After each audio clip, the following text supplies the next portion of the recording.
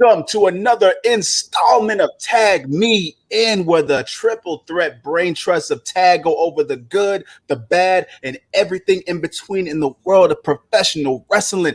I, of course, am the unofficially official Lip Dizzle, joined with none other than the less than stealthy unicorn himself, ScooterRay Hart, aka ScooterRay. First and foremost, I just saw Jaeger's face. Secondly, let me take a sip of this water because we're gonna be doing some talking. So, I'm gonna follow that up. I might just have to take a shot, sir. Anyways, and of course, you heard him before he got announced, ladies. The heartthrob of the IWC, Mr. Jaeger Bombastic, so fantastic. If WWE slips up and release Shotzi Blackheart, he might have a heart attack. just even thinking about it, it's like, whoa. Right? Just the realization of it. It's just whoa. It depends on where she goes, but yeah, that will be discussed. Yeah, this kind of caught all of us off guard. I mean, clearly, if you don't know, you're about to find out. I would be baffled at those of you who are finding this out for the first time, but we are definitely going to give our thoughts and opinions on it and whatever else Scoot has. But I know this is definitely top tier news right here. So Scoot, hit us with it. WWE is doing WWE things. And some of y'all might be like, well, what does that mean, Scoot? They decided to release more talent today. Now, you're like, oh, they release talent all the time. Kind of not to this magnitude. Not really. I mean, Santana Garrett, she was on NXT. She wasn't featured as much, but Santana Garrett, Ruby Riot, who just had a match last Friday, Braun Strowman, yes, you heard me right, the monster among men, Braun Strowman, the choo-choo train himself, Aleister Black, who just came back, and isn't what's supposed to be getting ready for a feud? Isn't Zelina rumored to be coming back too? Well, I don't know now. Rumored. And Aleister was just about to be involved in a feud with Big E because he cost Big E the Intercontinental title. Right. Then we have the best kept secret, Buddy Murphy. Yeah. And last but not least, the person who has probably been disrespected the most and still was a company woman, Lana. Stuck through all of that. She went through 9 tables in 9 weeks, and she was still there. She did the job. She didn't even get a push. Not to piss off this one here. Oh, trust me. I'm definitely going to get into it. She lost her tag team title shot because of an injury to Charlotte Flair. That woman went through it. Found her tag team partner in Naomi. They still wouldn't give them the tag team titles. But we're about to dive into that. But yes, Aleister Black, Braun Strowman, Lana, Ruby Riot, Buddy Murphy, Santana Garrett. There are rumors that there could be more. But so far, those 6 have been released today. Whoever wants to go first between you two gentlemen? Yeah, I think the best way to go about this is just kind of go down the list of each individual. Now, I'll go ahead and say this. Santana Garrett, when I first heard that name, because that was the first name I heard, I mean, it wasn't one thing that kind of just shook the bridge. I wasn't really surprised because she wasn't being used. So, I said who?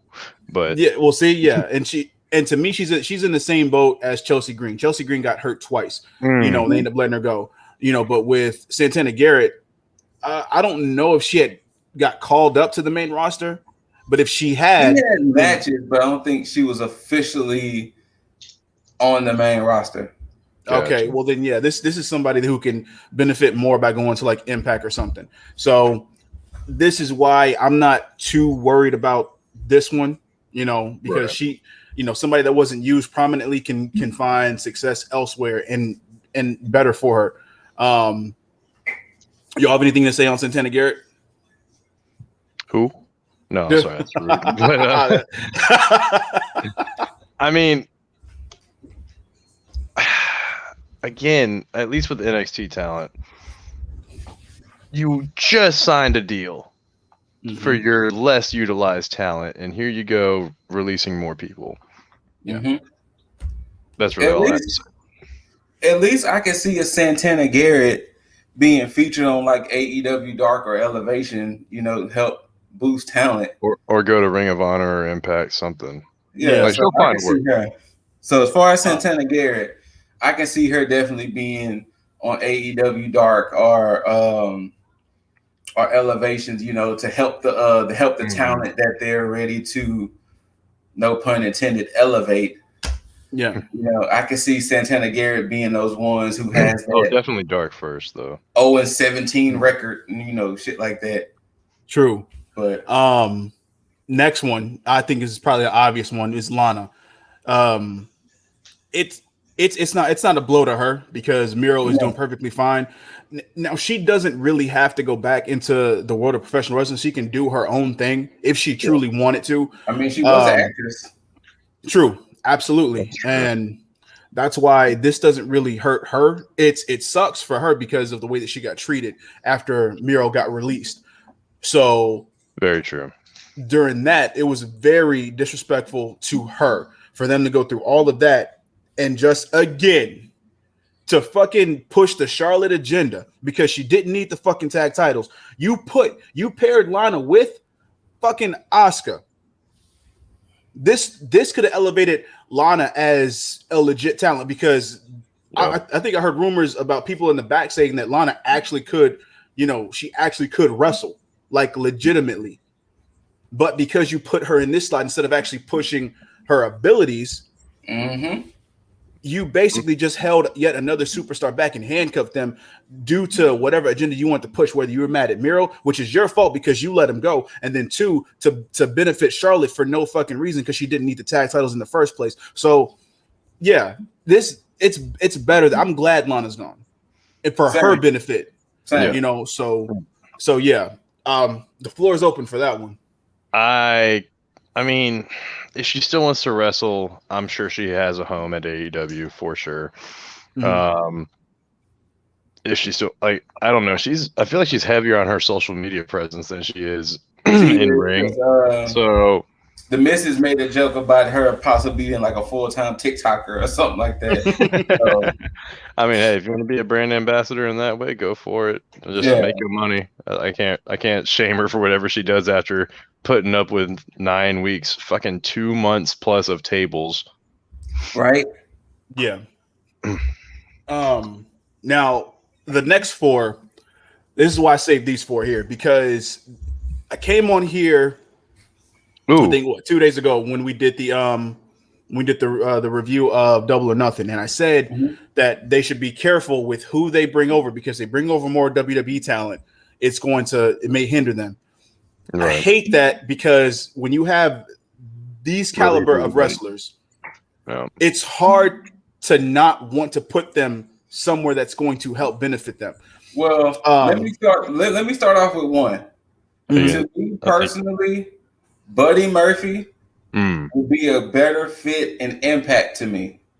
Oh, that's interesting. I think Buddy Murphy would be better in Impact only because it's too many. I can say too many. It's a lot of people like him with that whole X division, so he could fit right in. Oh, that is good. That's perfect. So I think Buddy Murphy would be perfect for Impact. Not to say that he won't be perfect for AEW, but I think Impact would be a great home right now for Buddy Murphy. As far as Strowman goes, I think we can give him a nice little wave goodbye because apparently, I don't know, I've caught this in a couple articles now. There was an interview with him. If he were to ever leave WWE, he'd want to retire from wrestling and go back into strongman competitions. Really? Okay. Okay. So we may or may not see him, but I think it might be more likely he just retires from wrestling. Interesting. Now for the remaining two.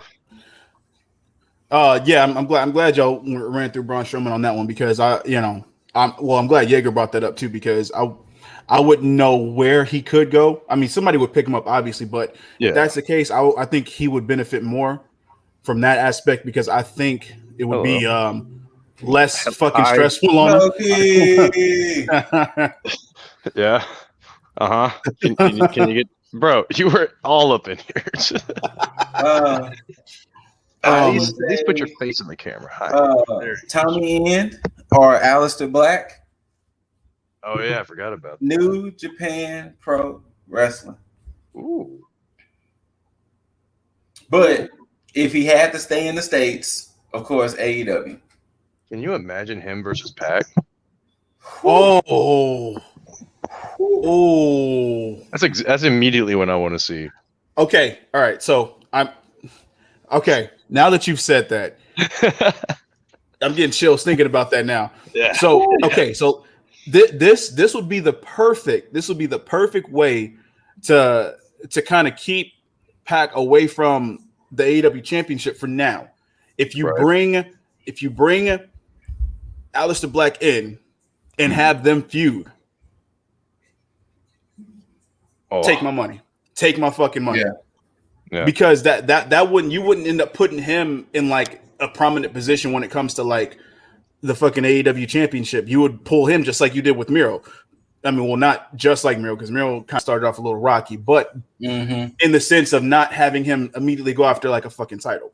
So yeah, sign me up for that. Yeah, but if that's the case, the New Japan absolutely. If he wants to go to Ring of Honor, which I don't think so, but I know they would throw money at him for it. But yeah, New Japan which I guess if New Japan and AEW, you technically are at both for the most part. So that's true.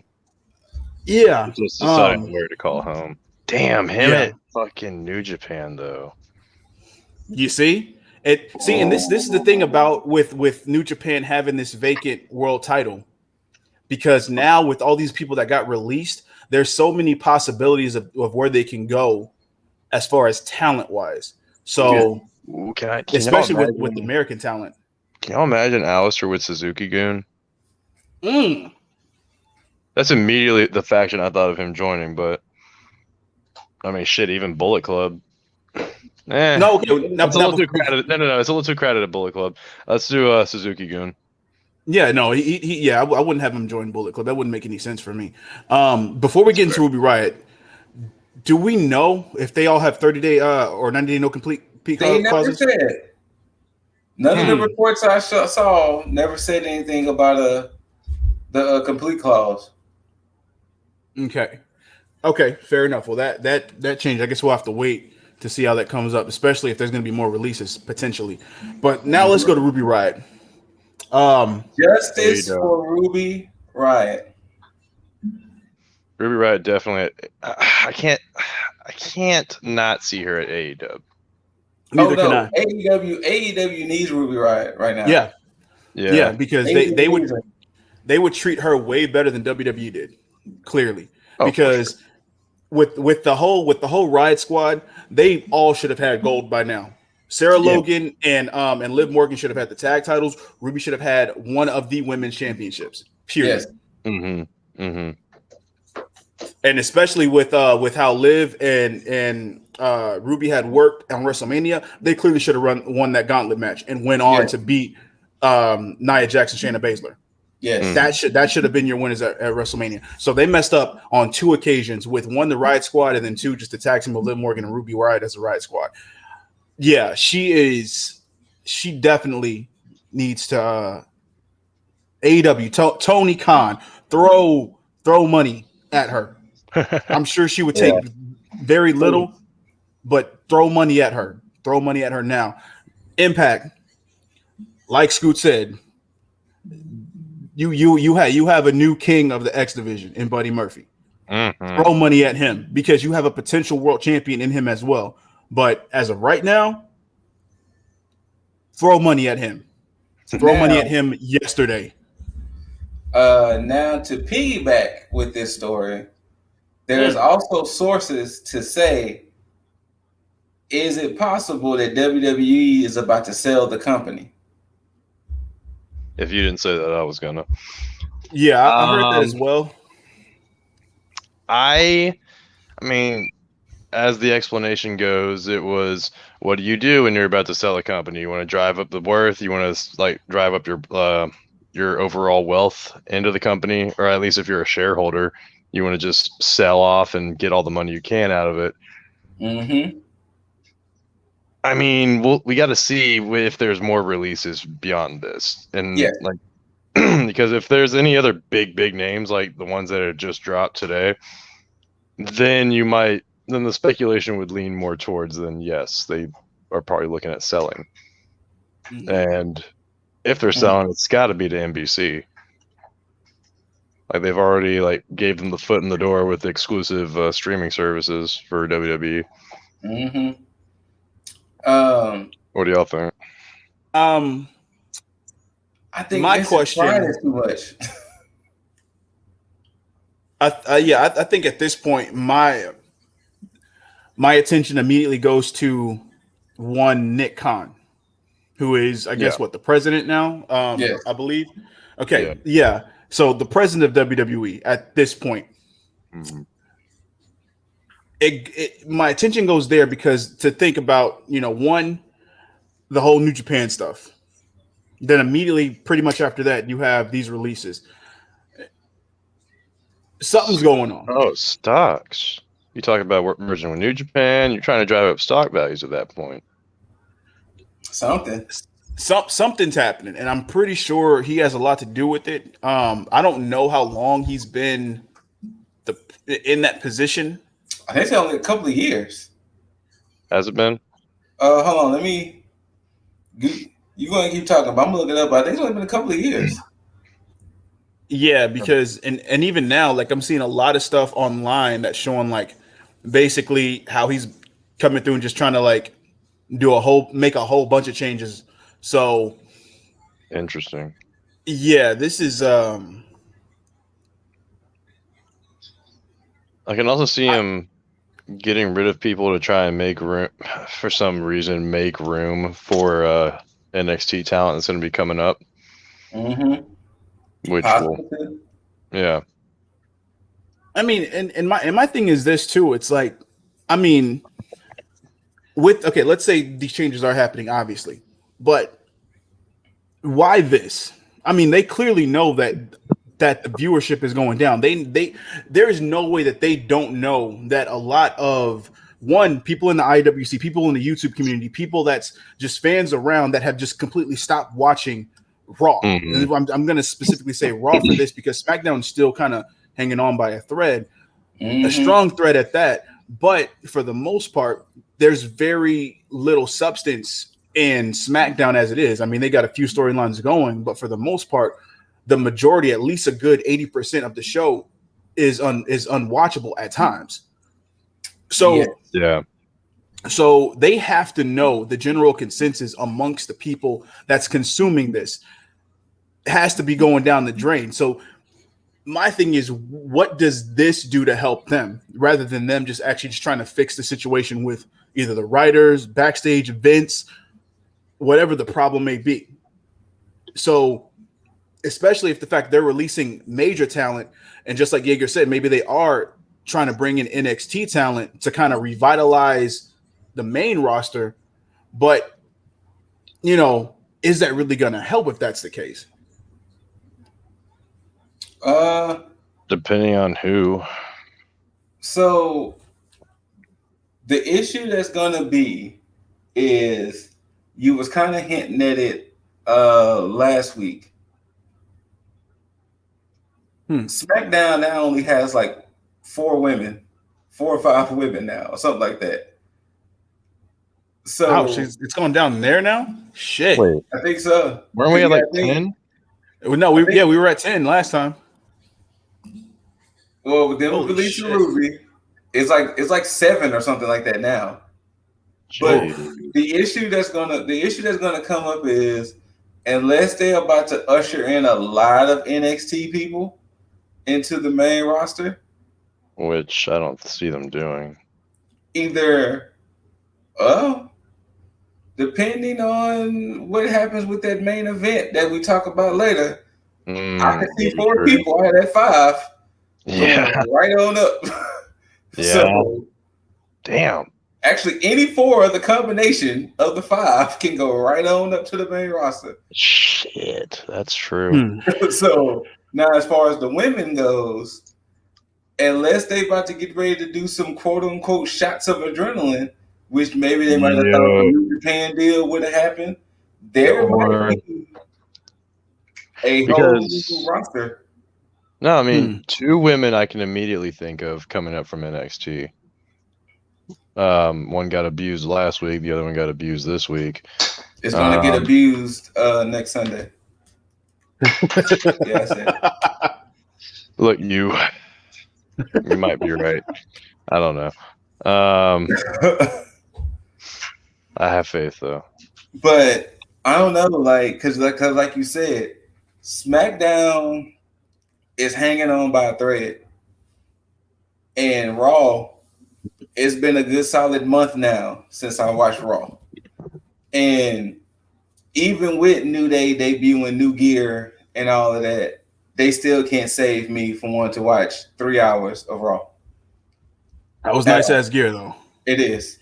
If you didn't see it, Xavier Woods is the White Ranger and Kofi is the Green Ranger. But they had helmets too.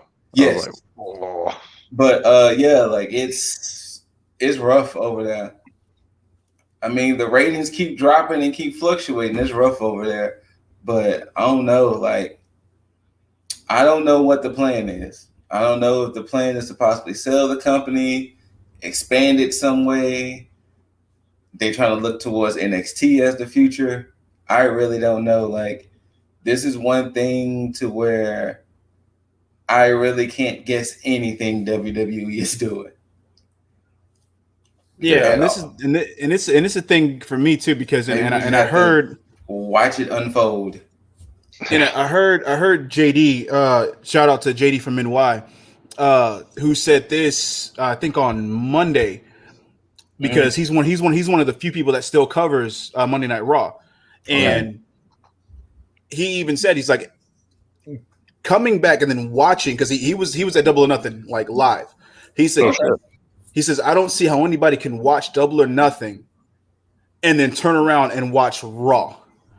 Oh no! And like, it just makes no sense. Just like the differences between it. So then I thought about that even more, because even watching NXT, and I watch NXT and I see that they, even like the matchups, like everything is consistent and coincides with the story. So any matchup that happens, even if there is a rematch that happens, there's a reason for it. It's nothing that's nonsensical. And you can see, and even now, even if they do have a rematch with somebody else or they repeat a match, it still feels fresh. Right. So, I mean, case in point, Finn Balor and Karrion Kross, like, yeah, the last match they had is kind of a letdown compared to the first one. But, granted, that was still very soon. But again, there was a reason for it. They're getting that shit out the way because, and I'll talk about it more when we get into the NXT review as to why that made sense now. But it made sense for reasons of its own that I'll get into, obviously. But yeah, nothing feels monotonous when you watch NXT. No. And the same thing with AEW. AEW, they rarely have fucking rematches like that. So, it's crazy. It's especially with the amount of talent that you have. You should be hurting for rematches if that's the case. There should be you having so many people to have matchups with, to where you shouldn't even think of rematches at a point in time, especially with the shit that we've seen with. But then the bad part of the way Raw does it, like for instance, RK Bro has been beefing with New Day. Mm-hmm. So then we'll get the New Day versus RK Bro. Then we'll get Xavier Woods versus Riddle. Xavier Woods versus Randy. Orton. Then it's like, y'all literally gonna just do this? Like this is what's happening. We're gonna get the same combination of the people. Mm-hmm. But okay, like okay, just like now at Hell in a Cell, Drew McIntyre beat Kofi Kingston to be number one contender. So now Drew McIntyre and Bobby Lashley, the third pay-per-view in some form. Which for me is very inconsistent because how many times have we seen somebody beat the champion in a non-title match and then go on to be number one contender? But now they do this to where it's like he beats Bobby Lashley in a non-title match and then has to fight for number one contendership against Drew McIntyre. Completely inconsistent. Yep. Mm-hmm. So especially because McIntyre already lost at Backlash, right? He lost at Backlash, lost at WrestleMania. So he's already lost his 2 matches. All right, 2 out of 3. You're gone. Like done. Like bring us Kofi Mania again. Let's go. Or something at least. But yeah. Because Kofi would have been a fresh matchup for Bobby for the title. Oh yeah. I don't get how they want us to just keep tuning into the same variation of matches with zero creativity involved. With zero creativity. I mean, what? Reggie beat Shayna Baszler this week? Why is that even happening? Because Shayna's tired of Reggie. Who? Reginald, the dude that was with Carmelo before. Wait, the guy beat up Shayna Baszler? Okay. So I had to get filled in on this. Apparently, Alexa Bliss has been working her little voodoo magic or whatever. So Shayna's getting tired of Reggie because of Nia. Wait, wasn't he with Carmella? Well, after Carmella, okay. So remember around the time with Carmella, he kind of started veering off with Sasha and Bianca. Right. Carmella fired him. Okay. Then Nia Jax picked him up, and he's been with them to be their sommelier. No, just there. Just a manager. I wouldn't even say that. Eesh. The motherfucker just there. I almost said something else. The motherfucker just there. But he's just there. Shayna's getting tired of it, so Shayna's like, "I'm gonna fight you one-on-one." So during their match, I guess they're alluding to Alexa Bliss was setting off the pyro on the ring post, like the fire, like Kane type fire. And from that, cause a distraction, Reggie pins Shayna Baszler. 1, 2, 3. So we're having intergender matches now at WWE. Not so much intergender, more of we're gonna put the men who can be beaten by women. Kind of like how it was with Ellsworth. Yeah, I mean Oscar and Ellsworth. Yeah. Well, yeah, I don't expect to see Drew McIntyre against Nia Jax anytime soon, but yeah, because this is Reggie's second time fighting a woman because he did fight Sasha. Did he? Yeah, I must have missed that. Yeah, not surprising. SmackDown. Because Carmella had wanted that other rematch, and then Sasha was like, "Well, I give you your rematch if I can beat up Reggie." Is this part of this women empowerment thing that they do? I don't know. But Raw has been going down the hole so much to where they really don't know what to do anymore. It really looks like it. Jeez, this is why I haven't watched since before the Mania Raw. And like I said, Raw After Mania was the last one I successfully watched myself. Right. But here it is. You release talent that you could use. Especially Ruby Riot, Aleister Black. Strowman had a shit story, but he could have been a lot better. Yeah. Buddy Murphy just underutilized as well. All right. Yeah, he's a legit like definite mid Carter. Ruby Riot, a definite utility player in the women's division. Yep. How do you release a talent like that? And it's the same thing for Buddy Murphy. Just a legit fucking talent. Right. So I truly don't understand. Like to me it makes no sense because I look at AEW and I look at how they deal with because I mean their roster is fucking extensive and they've made sure that they built shows around that. And then you look at a show like Raw that has 3 fucking hours and you keep putting out the same talent, rinse and repeat over and over again without introducing new people. They got 20-something male superstars. And no, they got 41. It was like 41 male superstars. And you telling me you can't 40. keep a fucking rotation?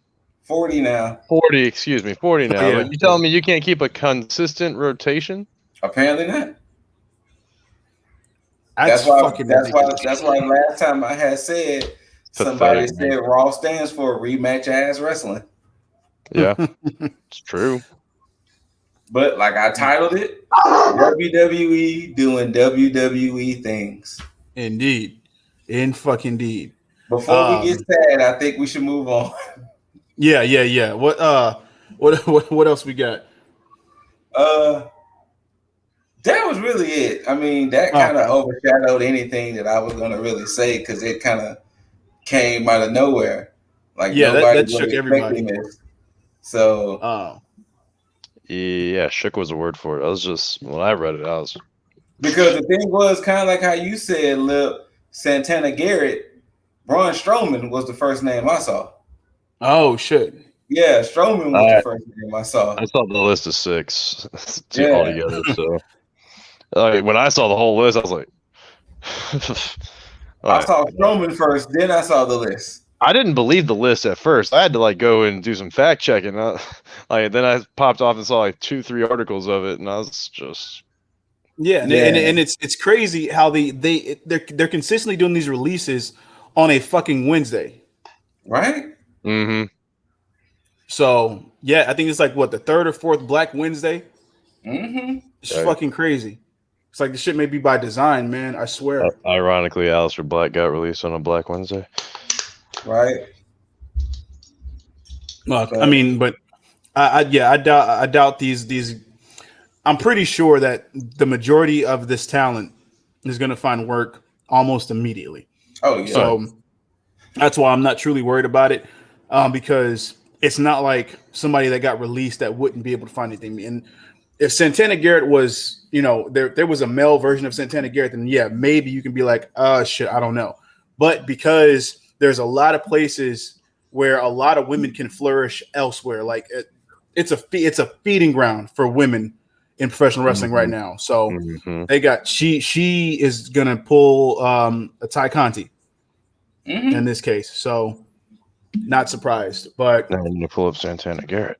But yeah. Wait. I'm gonna say this. Mm-hmm. Santana Garrett. Yeah. Yeah. I mean, is she Ashley D'Amboise though? You know what? She might be.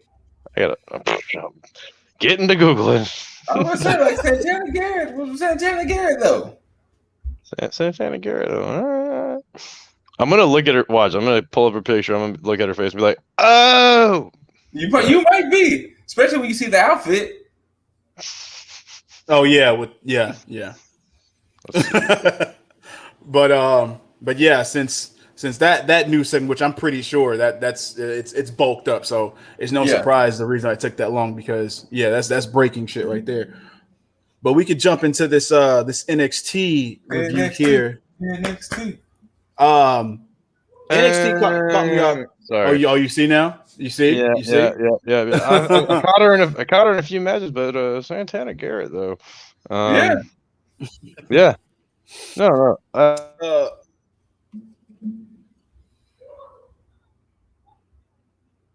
Oh, you got lost in the sauce for a second.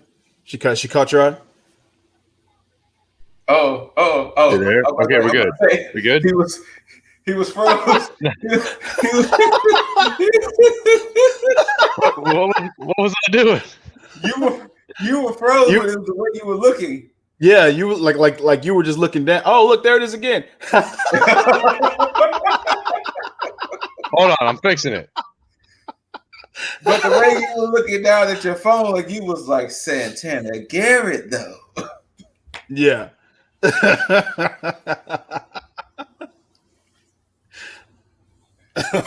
yeah.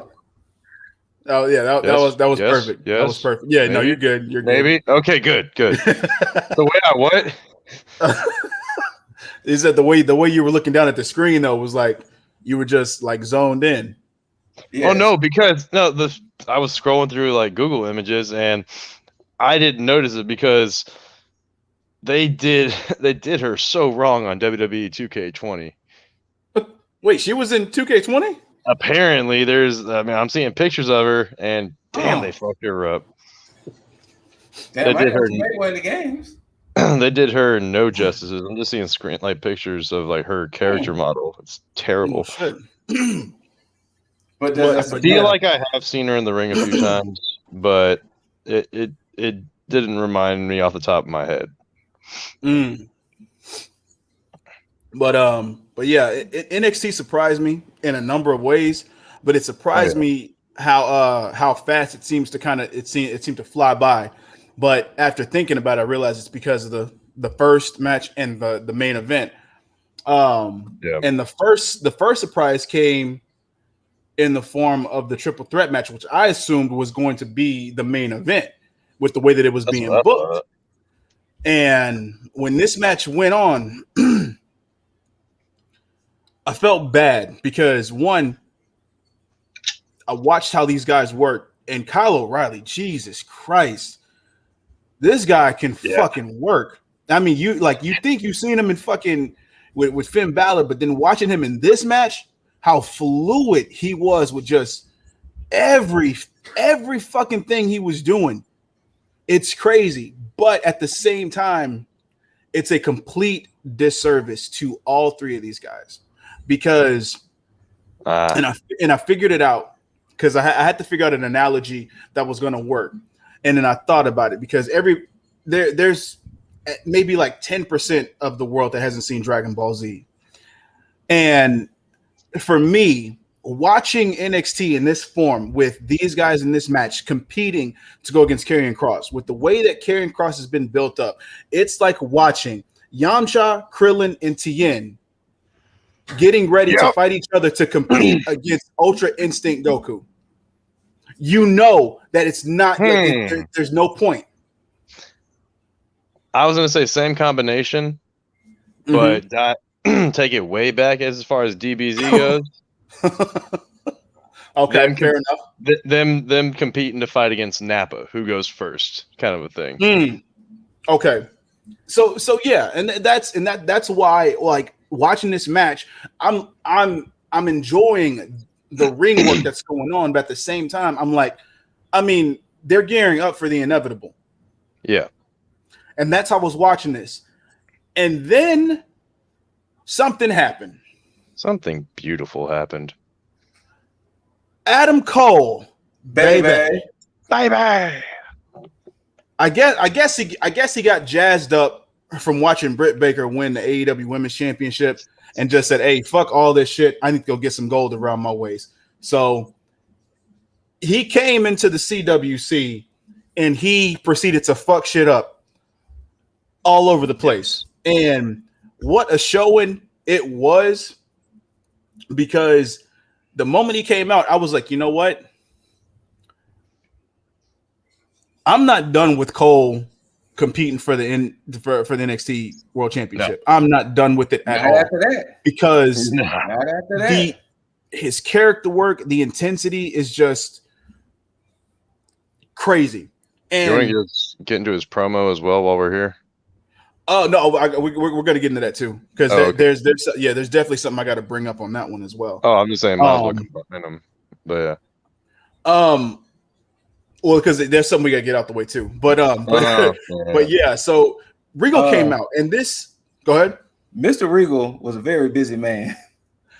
Yeah. Last night he was quite. This is what makes me believe that what I came back and said like a couple weeks ago, where I said that there has to be something to everybody, like with Regal losing somewhat control, because the beginning of this show was like chaos. Regal, like just complete chaos. Like it's like almost nobody was listening to Regal, because once Cole was talking back to Regal, he super kicked O'Reilly, and then walked away. Then he was just talking back to Regal over and over again. And then out of nowhere, Ember Moon just walks past them and goes straight to the fucking ring.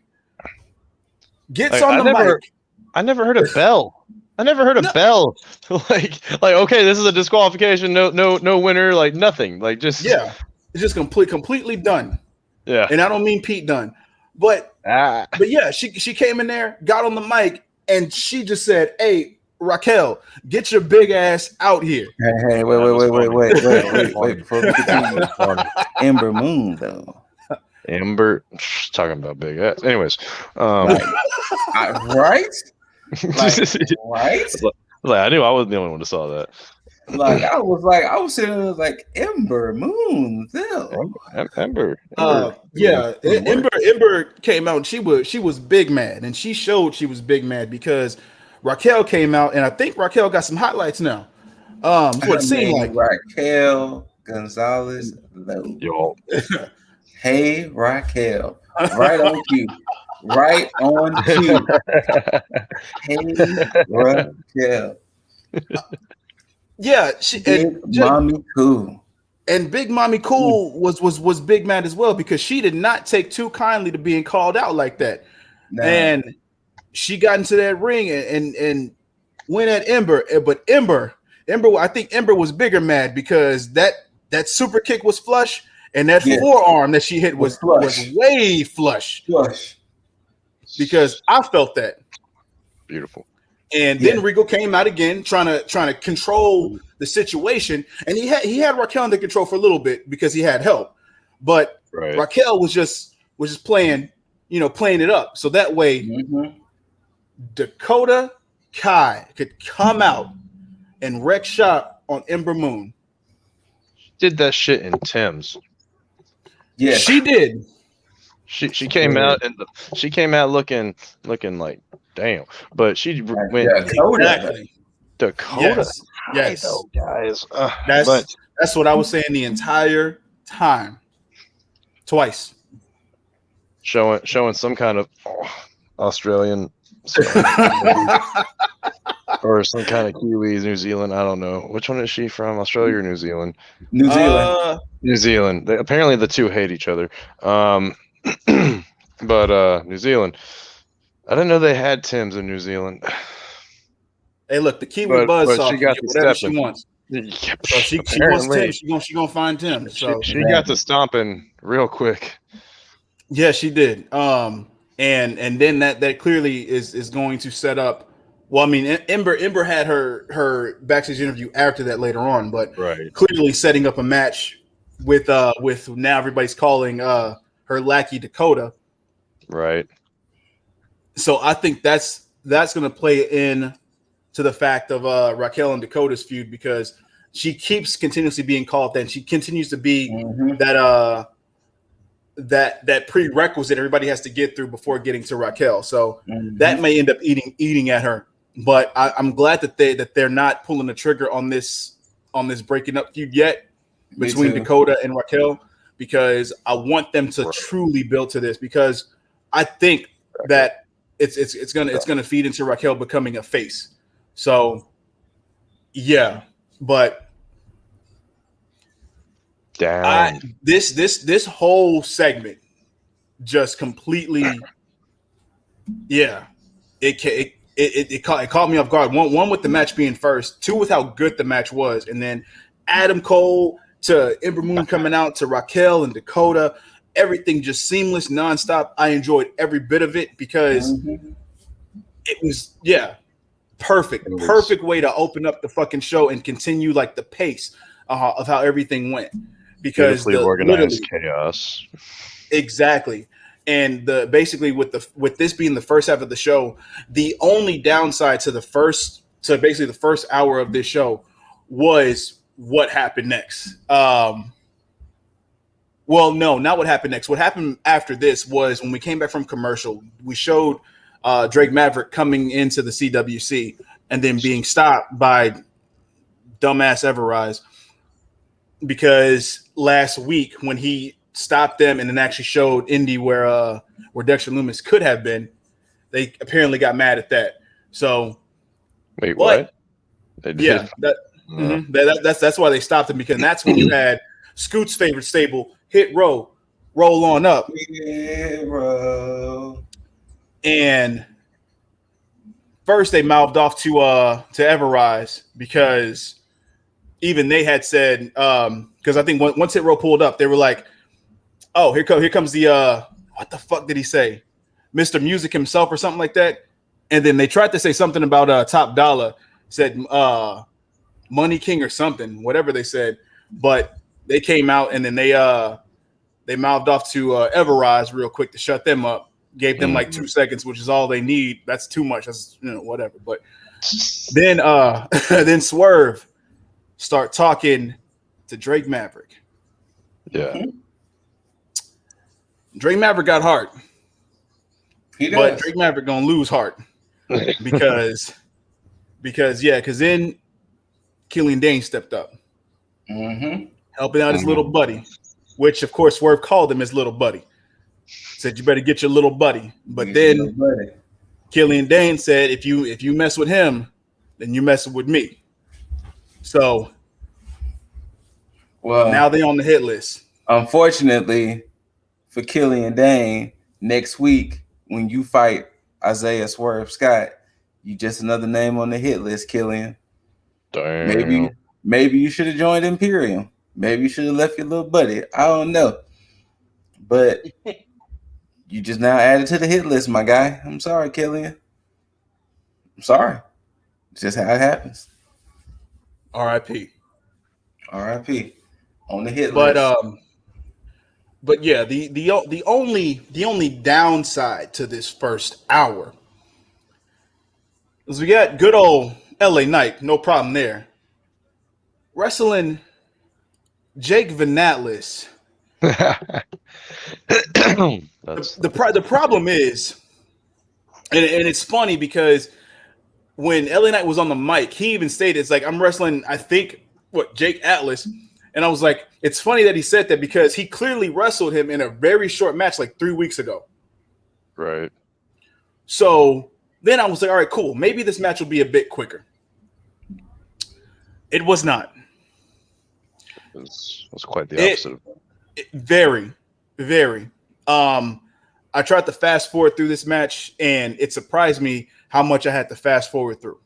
Like literally, I was watching, like I said in pre-production, I was watching Boss Carter. Shouts out Less Than Stealthy Ninjas.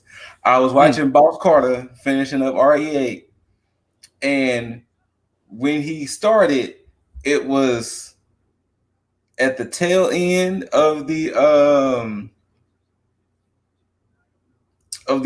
Ember Dakota Raquel segment. Then I was like, okay, LA Knight, he did this little promo when he was walking to the ramp and it went to commercial. So I was like, all right, bet. Then when it came back, I saw that he was fighting Jake. I was like, all right, bet. I was watching for a while. I turned back. Like, wait, this match went to commercial. I was like, okay. I turned back, went back. I was like, oh, this match is still happening. What is happening right now? And it was like, was there something that I was missing here? Like, why was this match so long for Jake to end up winning? I think the only excuse is because of the Ted DiBiase story. Absolutely, because Jake Venatlis also ended up beating Cameron Grimes. So yeah. What you know what's gonna be funny is all this shit with Jake Venatlis, and he might end up being the person that Ted DiBiase takes under his wing. Oh, please no. Now, can I give just a small little shout out to Jake Atlas? I will actually say his name correctly. NXT is celebrating Pride Month, and I'm assuming the way it's been looking, I think Jake Atlas did come out as gay. Oh. And if that is the case, that is very courageous of you. Especially in this day and age, motherfuckers is still ignorant and still stupid. So I'll still give you credit. I'll give you credit for that. whether you're a supporter, an advocate, or LGBTQ, I will give credit for that. Yeah, But, he did come out. Yeah, he did come out? good. Okay. Mm-hmm. But, bruh, you need to have some type of oomph to you, some type of something. You're just a blank slate, my guy. Like, hey, look, Jake, hey, all power to you. Pride Month and everything. Cool beans. You're still vanilla. I'm not changing that. Still vanilla. Like, so I will call you Jake Vanatlis until something different I agree. happens. I just want to show love. I just want to show love because that's a brave thing to do. Oh yeah, absolutely. I just want to show love. All day. Oh, yeah. But everybody gets the same energy. Yes. Yeah. but we are going to get Cameron Grimes, LA Knight at In Your House. And see, watch. They're going to wrestle a good fucking match. It's going to come to a head, and then you're going to find out it was all for nothing because Ted DiBiase is going to take Jake Vanatlis under his wing and give him the $1 million title. Watch that shit be the case. And then watch me get pissed off because what's going to happen is that right then, after that, that's going to be the edge that he needs for me to actually appreciate Jake Atlas. They've not given him any indication of some kind of $1 million worthiness, though. Aside from beating Cameron Grimes and LA Knight. But see, that's what they're going to do. They're going to be like, oh, Ted DiBiase saw something in him, and that's why he's taking him. Be some bullshit like that. Craziness. But because I think in NXT, which is, in Triple H as well, they have their finger on the pulse. So they can kind of see things for what it is and then act upon it accordingly. So, hell, look what they did with Legado del Fantasma. Mm-hmm. They knew what they were doing. Got me. So shit. Hey, go figure. But from there, we go to some good shit. Because Adam Cole. Hold on. You got the entrance, you got the music, you got the girl. They doing everything to make you feel special. You know how they make Adam Cole feel special? They ring the freaking bell. Bars. Yeah, Adam Cole again.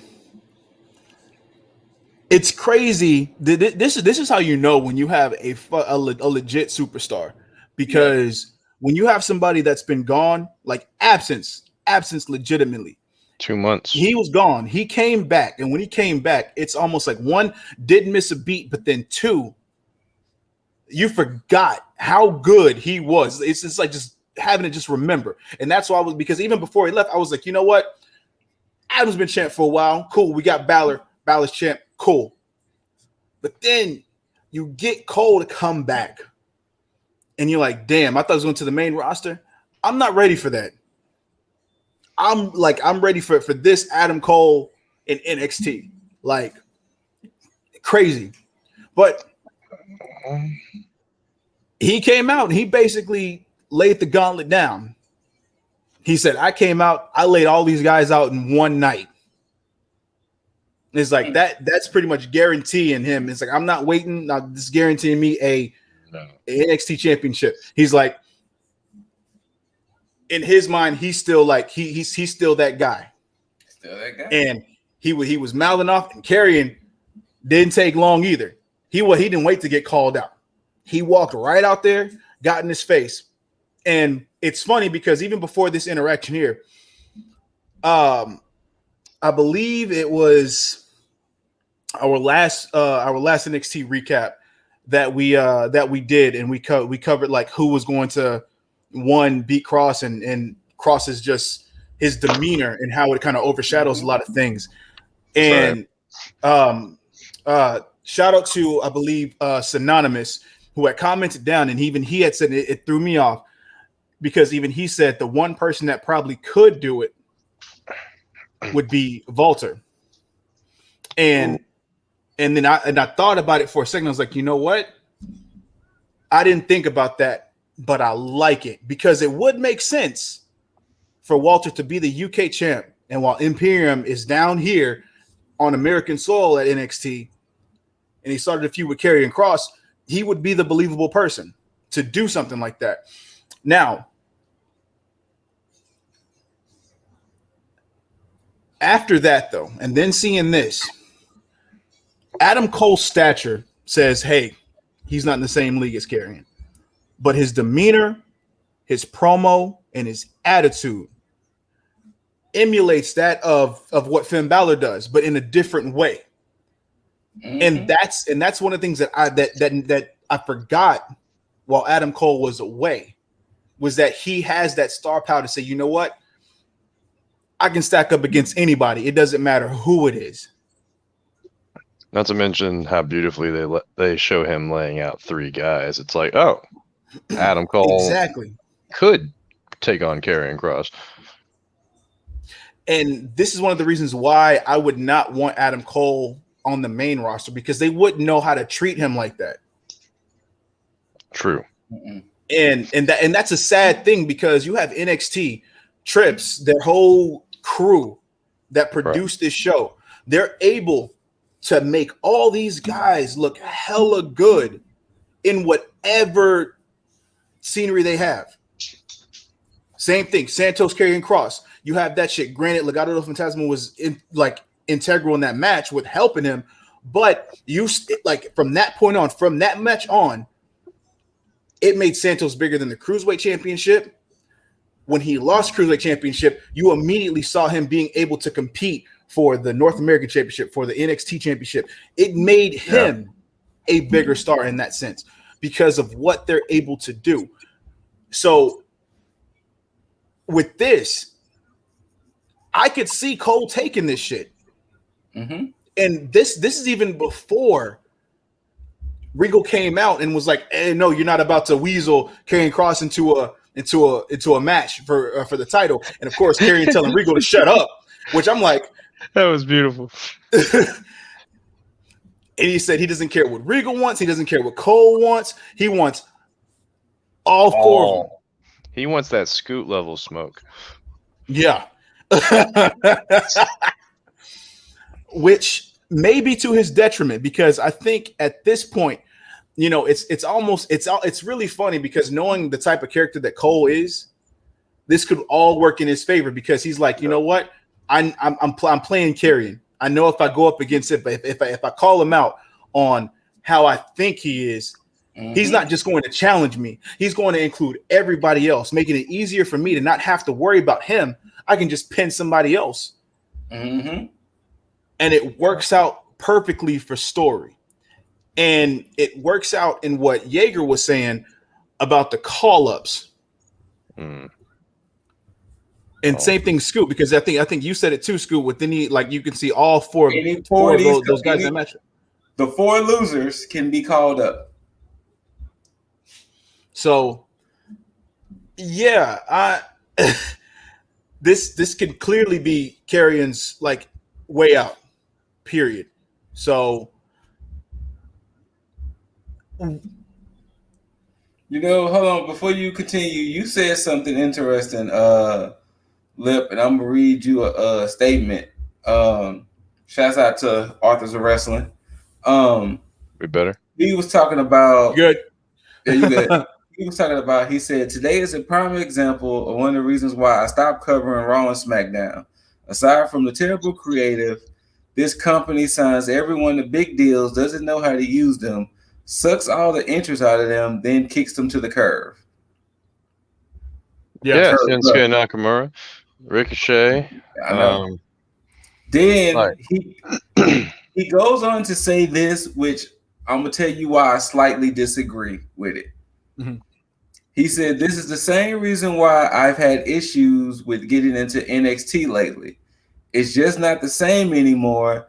There's no point when all your favorites are going to be called up, stripped of everything that made them, and then released in a year because they're jobbers. Now, granted, he does have points on that. Yeah. Yes. I don't want to hold that against the talent. It's not the talent's fault. True.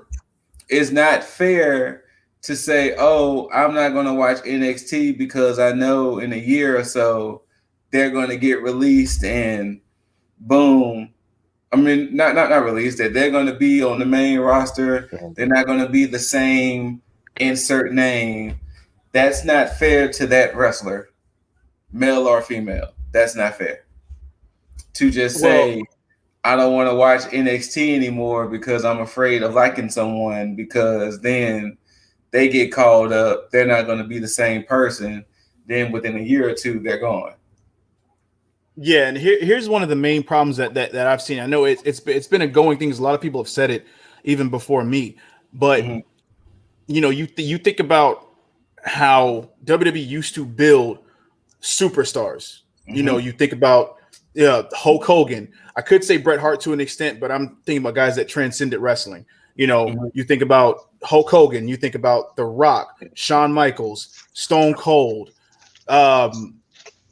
John Cena, Batista, just those guys there, just at that point, they've all gone on to do way bigger things and garner more popularity and more fame that transcends WWE to where they don't need WWE.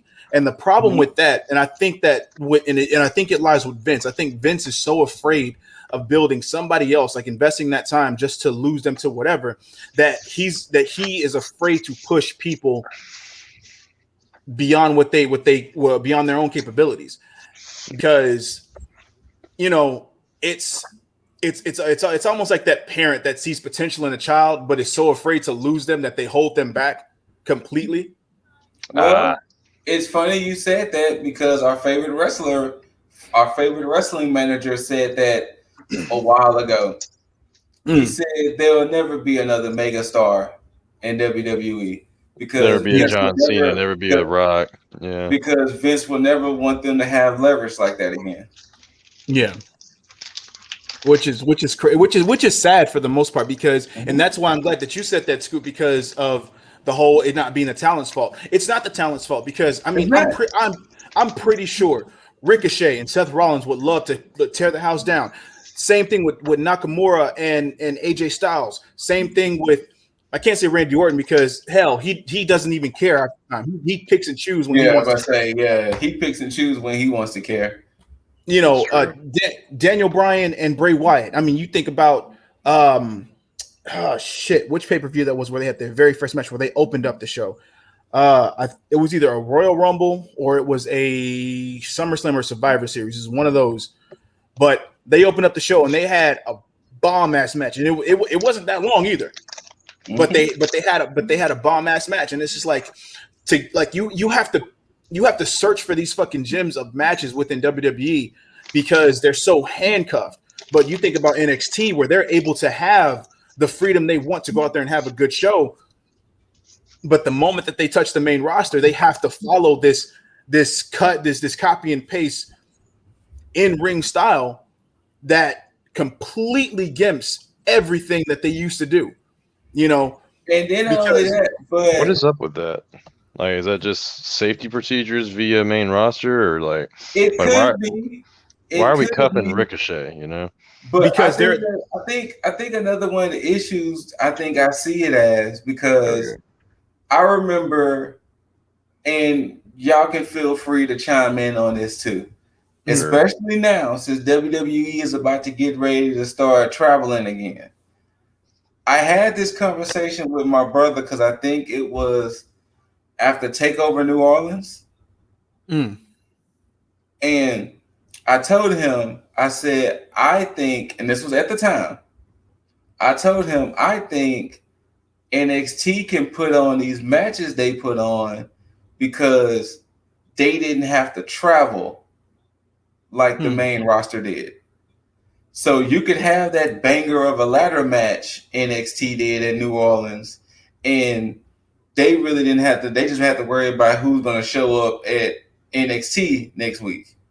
Yeah. While in WWE's case, you could have a Hell in a Cell Sunday, show up on Raw Monday, then have to travel to whatever town Tuesday to wrestle a house show, and this and the other. So you might not want to, quote unquote, put your best foot forward when you might have to wrestle 4 or 5 days in 1 week. Well, that's when you utilize your 38 other superstars and put them on the show. This was the asterisk I had.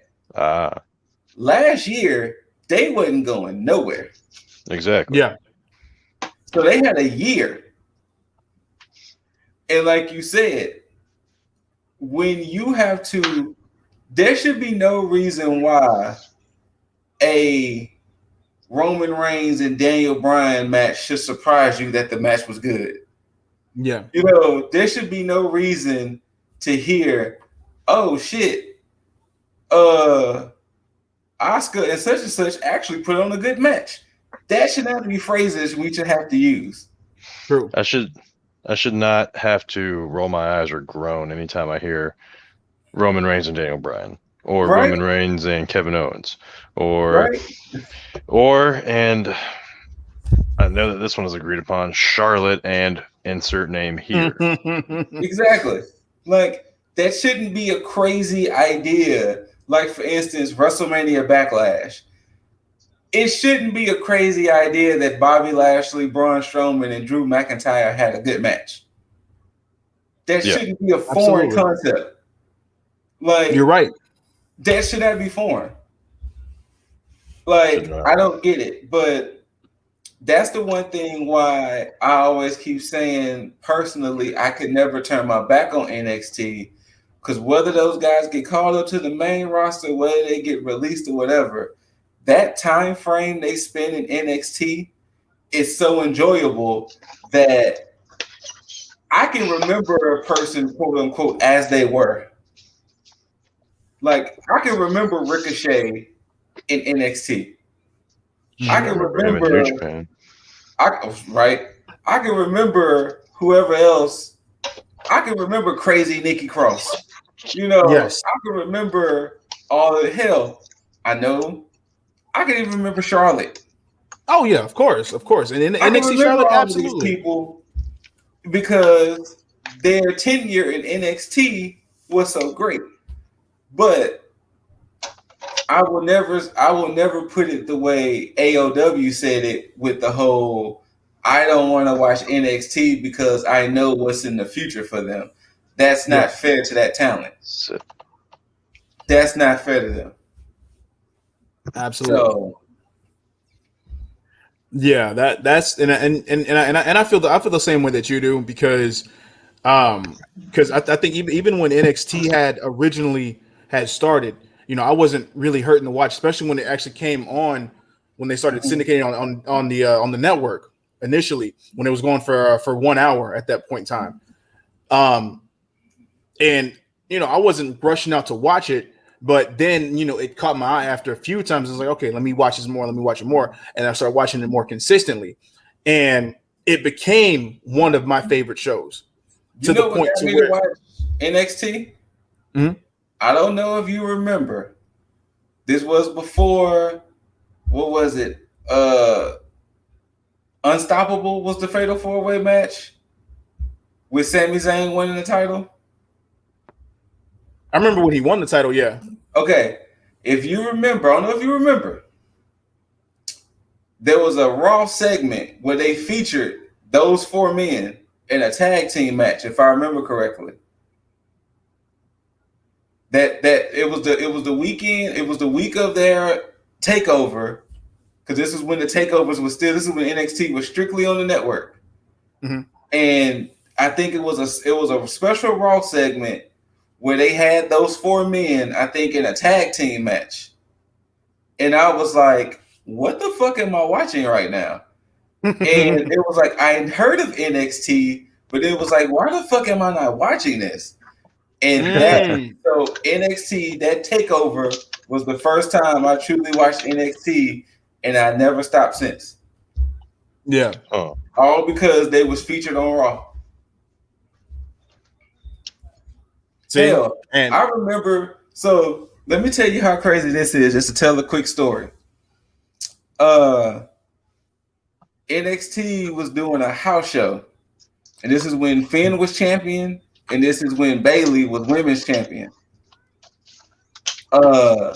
They was doing a house show in Houston, at the Retention Center, and we might have been at the same show, Scoot.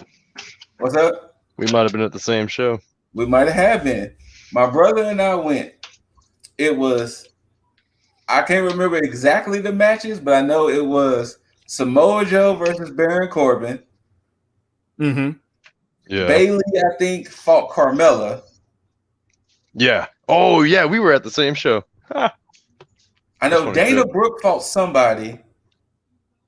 Who else was all at that show? Wasn't it Enzo, Finn at that show? I said, I remember Enzo and Cass bringing out Carmella. Yep. And you couldn't teach that. Solomon Crow fought somebody there, but it was all this talent. Don't remember that one. And then especially seeing all the talent then to seeing them now. And after we saw the show, my brother was like, "That's the first time I watched anything NXT." And he was like, the only reason why we went because you were so excited about it. I was like, okay, let's go. And ever since then, he watched NXT. I think that was my first ever NXT show as well, to be honest. Like, that's the first time he ever watched NXT. And it was like, there is something magical with this brand. Yes. And they never lost it. Even when they go through their changes of the roster, they never lose it. They might have to kind of pick it back up. They might have to kind of, do it, but they never lost the magic to where it's like, I'm not never watching this again. NXT has never made me feel that way. And seeing what happened last night with the whole Cole situation and all that, and Karrion was like, fam, I'm going to fight them all. Yeah. And, to kind of paraphrase things the way I like to paraphrase things, not only am I going to fight them all, but I'm going to fuck all four of them up. because if they think they want this title from me, because the thing is, so I'm going to admit, I didn't see the end of the segment. After Karrion told Regal to shut up, I went back to the Resident Evil stream. Then when I turned back, and the first thing I saw was the Fatal 5-Way graphic, I think I screamed out. Because I was like, oh, this about to be a match. Yeah. Pretty much Adam Cole just wiped off all the shit from the announce table, stood on that, talked some more shit, then threw a water bottle at what looked like it looked like it was intended for Scarlett, but Karrion got in the way of it. And then he kept talking shit as he walked out the back way to get away from Karrion. Yeah, Karrion looked legit, man. If big mad. Yeah, he looked like, yo, the acting is done. I'm about to slap the shit out you. He had me convinced. Adam Cole, honestly, legitimately pissed him the fuck off. Oh shit, maybe I can watch this. I keep hearing how protective he is of Scarlett. I thought that was just kayfabe. No, that's what I was looking at because the way the water bottle went and how Karrion he had the instinct to guard her when that water bottle flew at him.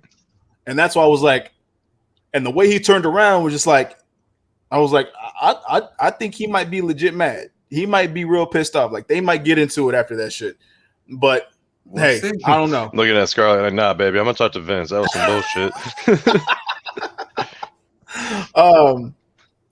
But yeah, I think one of the reasons why NXT has been doing so well or has that same luster is because of the fact that there's a camaraderie between the talent and backstage, where backstage actually trusts the talent to do what it is that they have them on there to do, and again, that's what old WWE used to have. They used to have it to where, you had guys like Shawn, Taker, Triple H, Rock, Stone Cold. They would trust them, and that they would not handcuff them to scripted promos here and there. They would say, you know what, hey, these are bullet points. Go out there and handle your business, because they were the stars. People came there to see them for what they did, not whatever the show produced. It was for these superstars. And I think and it's the same thing that AEW has. Everybody knows that they are there because they believe in the talent that put this shit together. So, they can have like with that whole bullshit with the authority and Vince McMahon coming out and saying, hey, we listen to the fans and all this and that, spewing that bullshit because nobody truly believed that. Nobody. It's Nobody. They say the fans control the show, and it's like on WWE, no, it's not. They'll say that, but you can actually see on NXT, you can see on AEW that the fans control those shows because they listen to them. So it's just a matter of time before it finally clicks in. But hopefully, I remember this for sure that the Miz actually has creative control over his stuff. But who else besides him actually has creative control anymore? New Day. Yeah, New Day. Okay. Randy, of course. Randy, definitely. AJ Styles to an extent. Yeah. Daniel Bryan. Grant, if he's still signed, if he's going to re-sign, he does. Right. Roman, definitely, because of Paul. Charlotte. So then, does Roman technically have control, or is that just Paul feeding him lines? I mean, he has control. Yeah, absolutely, definitely. Of course, of course, Charlotte, of course. Yeah, of course. I think Charlotte might be the only woman. That's sad. Unless Bayley and maybe Sasha might too, but I would hope Bayley and Sasha have some kind of control. Me too. I think they do. I would say that they do, especially after the Golden Role Models stuff. Yes. I'm pretty sure that they definitely would have to have. I think all the four horsemen would probably should, because I think Becky still has some type of pull. Granted, the shit with Shayna didn't work in her favor, but for the most part, she has some type of pull. Makes sense. So, I think anybody that's generated like merchandise shit for them has some type of pull. Yeah. All right. Unless you're Rusev. That was some stupid. Yeah. But yeah. Stupid. But sorry guys, I know we went off on a bit of a tangent, but hey, it's what you come here for. Pop off, good sir. You definitely don't come here for us to recap the entire show. You come to hear our opinion, so you got it. But speaking of introducing new talent, NXT introduced new talent flawlessly. Nobody knows Carmelo Hayes like that, but they introduced him. And I believe he's something else. I don't know where he's from exactly, but because I forgot what they said his original name was. Yeah, let me see if I can actually find it. Watch it, man. I can't say actually find. I'm gonna find it because Google works magic. But yeah, I mean it's interesting. Oh wait, no, hold up. That's what you about to hit us with? Absolutely nothing. Christian Casanova.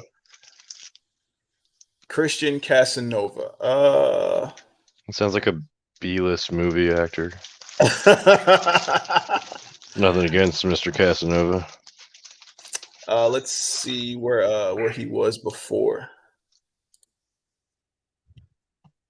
Because obviously they're not going to say where he came from before that, but I'm pretty sure it had to be somewhere that they don't think too highly of on most cases, or at least Vince doesn't.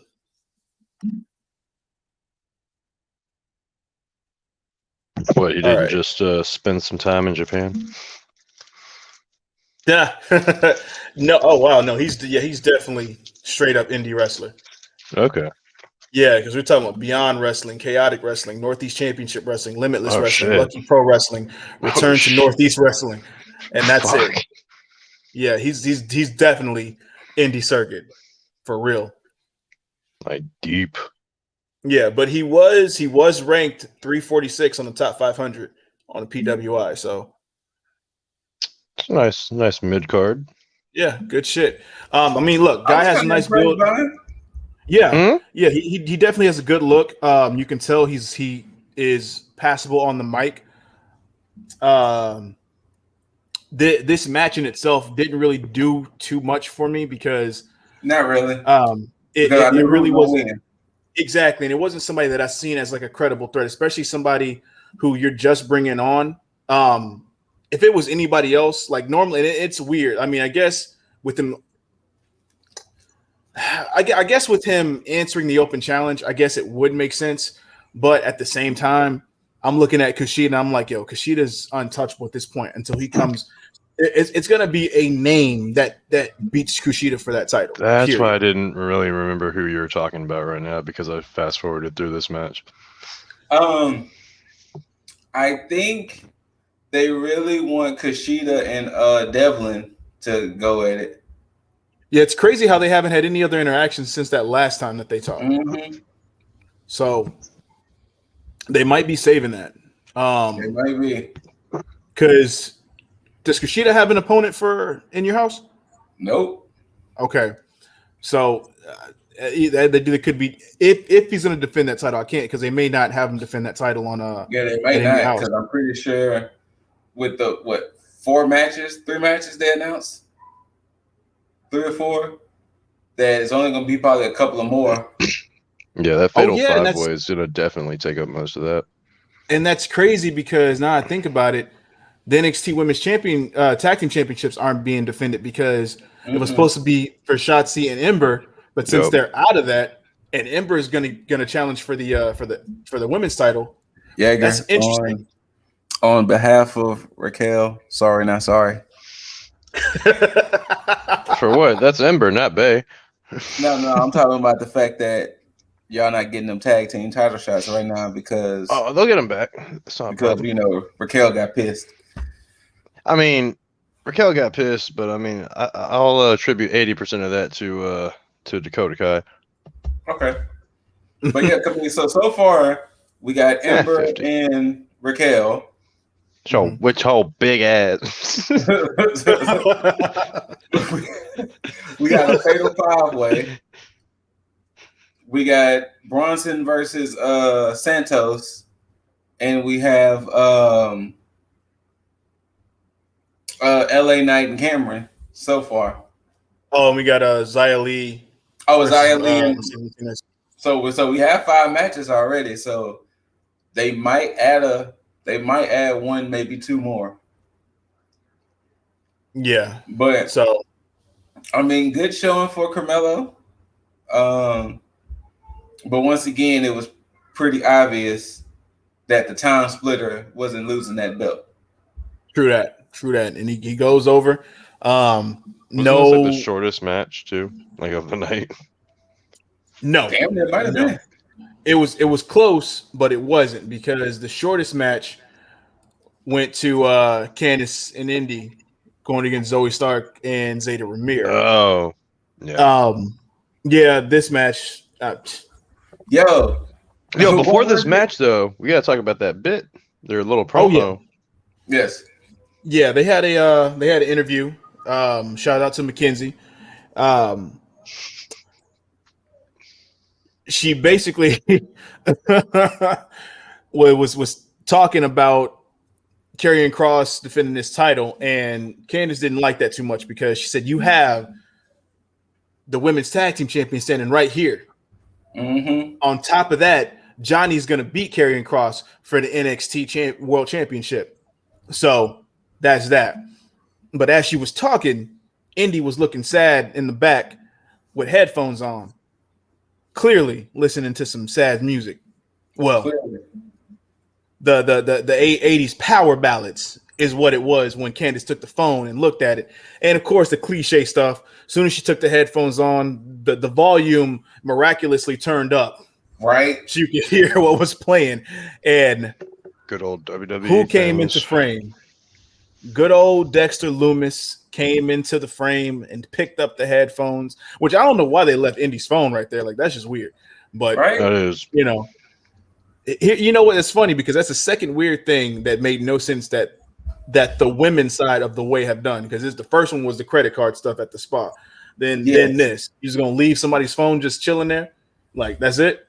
But I guess so. Hey, but Dexter picked it up, so I'm pretty sure Indy will get that phone. Look, back. there's a trust system involved at the locker room in NXT. Not whatever rides around, they would have stole that shit. That's what Dexter got to yeah. at first. So a nice little subtle continuation of this whole indie and or this index stuff going on. So we'll Y'all see how catch that that plays little out. y'all catch that solitary The little- tear the running little down his tear, face. Yeah. The little, Poor Dex. that's it. I want my baby back tier. Oh man. He gonna get his indie. Hey, He gonna get his indie. I know this match happened. This match was cool. I love the Wicked Stepsister until whatever they said Indy's finisher was called too. I Oh, you forgot the mean name her of it. Macho Man Randy Savage flying elbow drop? Yeah, they called it something. They do. But, I can't remember what it was. But I mean, all four ladies though. I'm gonna just say that all four ladies. Jesus. Yes. But Yes. Since this was more of a story building match, really wasn't nothing to really discuss with this one. The one thing I want to bring up, because I can't remember where it fell in the show. Can we talk about kudos to NXT for bringing continuity? Oh, they What you always mean? do for the most part. What you mean? They let Excuse me. Xia Li challenge Mercedes Martinez because it was like, yo, fam, you beat me 4 years ago, and I still haven't forgot that. Yeah. Oh yeah. I loved it. I love the fact that she was like, you beat me in that tournament 4 years ago, and I haven't forgot. And I want my revenge. And trust and believe, I'm not the same Xia you fought then. I love Mercedes acknowledging that. Yeah, it's a big shout out to NXT for making it make sense, because they could have easily stated that this match came out of nowhere. She's just challenging her because she competed against Raquel Gonzalez for the NXT Women's Championship and passed her up. But for the fact that they brought in the stuff from 4 years ago with the Mae Young Classic and saying, yo, this shit's been eating at me for the longest. Like, I'm not going to let that shit slide. So I'm going to make this right by taking you out, and then I'm going to go on about my business and handle some other shit. So, yeah, kudos to NXT for keeping that continuity. So Big Brother main roster could learn a thing or two from Little Brother developmental. Them learn shit? No, they won't learn shit. Nah. But yeah, going from this to the main event. The NXT Tag Team Championships were on the line, defended by none other than MSK against Legado del Fantasma. Of course, after that big nose shot that Raul Mendoza took from Ciampa, he was wearing a nice protective mask to keep his nose from getting smashed again. And this match in itself was more development to the tag team division, which, of course, had all its players in order. This match, again, another good match. You can't count out MSK, and especially with Wild and Mendoza for that, because they've been tearing it up as a tag team ever since the Dusty Classic. Like they've been moving like crazy, and then racking up wins regardless of how nefarious it was, depending on who got involved in what match whatsoever. They still got the W, so that's what counts. No. This match had some potential interference by GYV, Scoot's favorite tag team. Soon to be recognized. They were. I don't know what their plans were when they were trying to go out to the ring, but those plans got thwarted, whatever they were, because Thatcher and Ciampa quickly came out to let them know, yo, we not done with y'all, and we're gonna force y'all to not be done with us. So they cleared them out of ringside and fought them all the way to the back. But during that time, you had the match continue, and then you had Wesley thrown outside the ring right in front of Santos Escobar. Santos decided to get involved and throw Lee right into the steel steps. Now, of course, they weren't the Nigerian steel steps that Apollo has.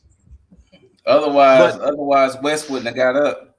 Yeah, it would have been a title change right then and there. Oh yeah, of course. But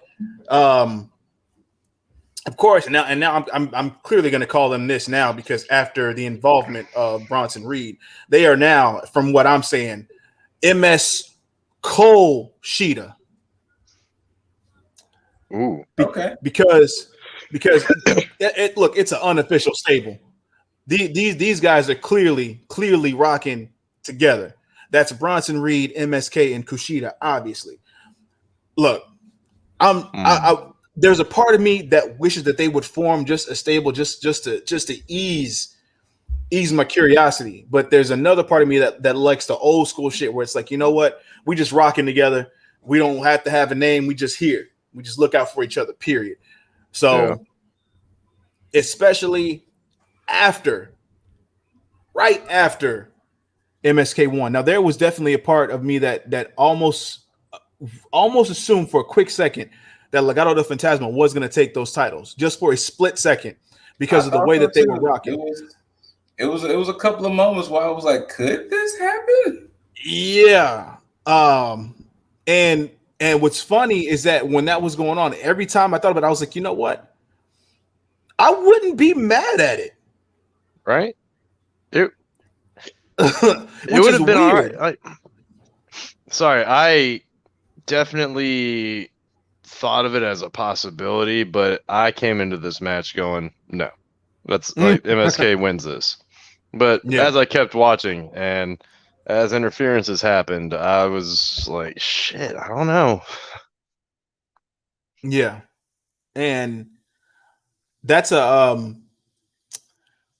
crazy thing because now thinking about it, those tag titles aren't getting defended in your house. And I clearly think because we had this match, I don't know if they're going to set up. I mean, they could set up another match, but part of me really doubts it. Right. Because I think they might end up having GYV and Thatcher and Ciampa go at it again at In Your House. That'd be fun. So, but Bronson Reed and Santos Escobar is definitely a possibility for now. It's not official yet, but I'm pretty sure by next week it's going to be an official match for sure. No, I thought it was official. Santos and Bronson. Right now it's only showing 4 matches. I was only showing 4. Oh, okay. Yeah, that's the only one that's missing right now. So, but I mean, it's got to be happening. Yeah, at this point, for me, it needs to happen because Bronson is going to need he's going to have to rack up defenses because he's clearly going to lose that title to Swerve. But he's got to rack up some defenses like in this, and he's going to have to do it like fast. And that means he's probably going to have to go against Santos, Theory, somebody else, and then somebody else, and then Swerve. So, yeah, I see probably 4 defenses and then lose to Swerve. And then Swerve and Hit Row are going to be trying to rack up some fucking gold. So, speaking of Theory, what happened with Theory and Orny Loken? Orny Lorcan. So, and I'm glad. I'm glad you brought that up. I think they made it wrestle next week, but they made it official, but next week. They did. Yeah. Okay, perfect. Like so, they're backstage in that like first aid or infirmary or whatever. All 3 of the competitors were sent back there because of Adam Cole. Pretty much Oney Lorcan's like he sees the cameraman. He's like, get that camera out of here. He's like, the only reason that Pete Dunne is not your number 1 contender right now is because of Adam Cole. And then like Austin Theory follows up right behind. He's like, whoa. Like the only reason that Johnny Gargano is not your contender to fight Karrion Kross is because of Adam Cole. And they just what's started, crazy doing all that. And I'm glad they didn't do this because they could have easily done some cheesy shit and had Bobby Fish back there and then get in the middle of it, which I'm glad they didn't because I'm like, yo, keep them separate. Let O'Reilly and Fish do their own thing. He don't need to be his lackey and this other shit. So this was perfect. So Yeah, but I guess they're gonna wrestle each other for no fucking reason at all. But hey, I'm for it. You know, the heel My guy's against the better heel. than your guy. There That's you all go. I'm seeing it off of. It's like it's like your dad can't beat my dad. Oh, there we That's what it go. sounds like. My dad can beat up your dad. So yeah, so now we're gonna end up having that some lackey against lackey bullshit. It's Austin Theory though, so it'll be entertaining. Exactly, and which 9 times out of 10 he'll probably get the win, but I think it will be a good match because of Orny Loken. He's a good fucking worker. So yeah, which is okay. There it is. He's a utility player. Perfect. Okay. But yeah, I mean, but that was pretty much NXT in a nutshell. It was a solid show as far as for story. I mean, some of the mid stuff, it was all right, but it was really for the bookend. You know, you had the beginning of the show with all the shenanigans and all the story build, and then you had at the end, and then a little bit of the middle here with Cole and Cross and everything with Regal. Hopefully, whatever's happening with Regal and him losing control of NXT comes into some type of just like, yo, we need to have a state of NXT where I'm talking to every fucking body, and y'all gonna know that this is my house. I run this shit. Right. So, but yeah, I'm looking forward, especially now that Cole's back, to see what the fuck happens, and more of what we all tend to miss. Io Shirai absent like a motherfucker. I don't know what's happening on her end. I'm telling you, they're gonna bring her up. No, she cannot go. She cannot go right now. They too trigger happy with pulling the fire trigger on everybody. Making all these cuts, they're gonna be like, all right, Shirai, here's your $1 million contract. And I guarantee she will go to Japan and she will not come back. Look, Evil's waiting for her. Evil is waiting for her. I mean, she's probably over there now. Evil. Possibly. Wait, are they together? Yeah. Oh, cool. I think I realized that oddly fits. I think I realized why that Jake Van Atlas and LA Knight match went on so long. Oh. Don't forget there was one match we didn't get this week. Which match? Imperium versus Brazungo. Was that supposed to be on the card? Mm-hmm. Is that why all the other matches went long? To just like make up time for that? Huh. I think why so. did we not get that? I don't know. But it was supposed to be this week. I don't remember them saying in 2 weeks that was supposed to happen. COVID. Anyway, no, I'm kidding. But yeah, I think Brazungo and Imperium was supposed to be this week. So they might be saving it for next week, but that was supposed to be a thing.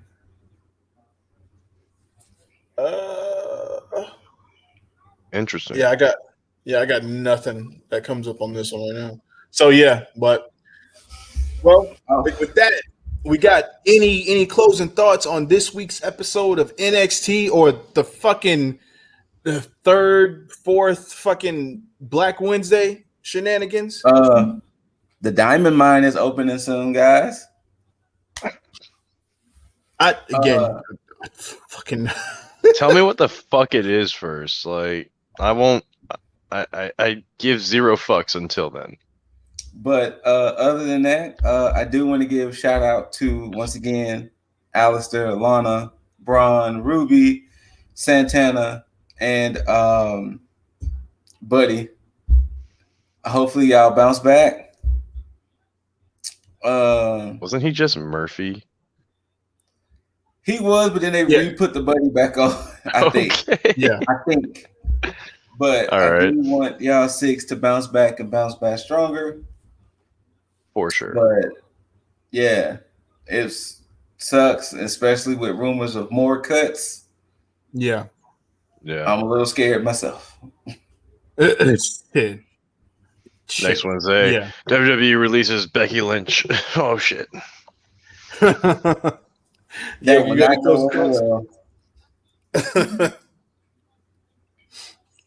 closing thoughts, Jake? Don't do it.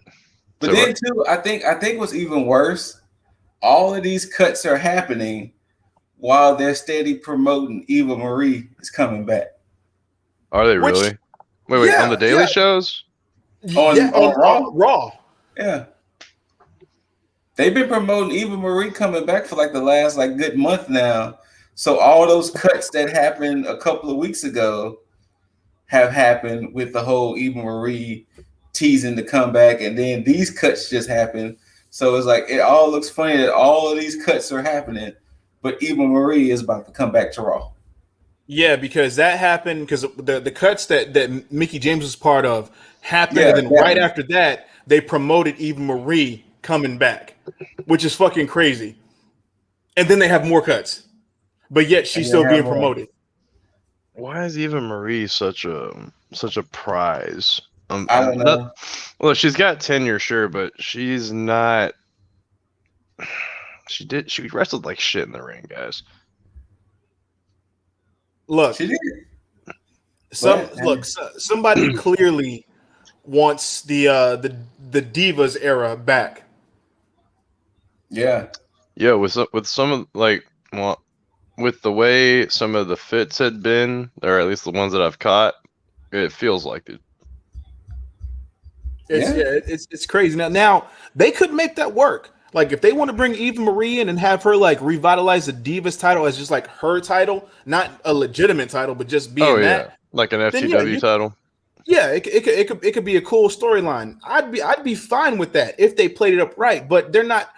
They're creatively bankrupt, so they're not gonna do shit like this. Clearly, look, anybody in the IWC can book Raw better than the people that they hire to book Raw. That is a definite fact. And it's sad. To start things off, I would say, all right, who have we seen way too much of? All right, let's take them off for like a month. Yeah. Let's make the people miss them again. Mm-hmm. Look, it's ridiculous. It's like y'all want some more Asuka? No? Well, guess what you're getting. Like, no, that's terrible. Yeah, it's who wants to see Asuka get buried? Right. Nobody. Come on. Yeah, it's just a sad thing, man. I with WWE, I don't even know what to fucking think. I mean, it's just weird. Just do like WWE and don't. But yeah, I mean, I can't wait for that Fatal 5-Way. Of course, I can't wait to see Raquel though and Ember. But I'm ready for In Your House next Sunday. Not this Sunday coming up, but next Sunday. Yeah. Same. I'm definitely ready for it. What about you, Jaeger? Final thoughts. I gotta echo Scoot and say, damn, that Fatal 5-Way is gonna be legit. I'm a little worried for the losers of that match, though. We'll see where they go. We're going right to Raw. That Raquel match, though, I'm ready to see Shotzi come back with a vengeance. I see that happening at least. She'll make up an appearance. For nothing.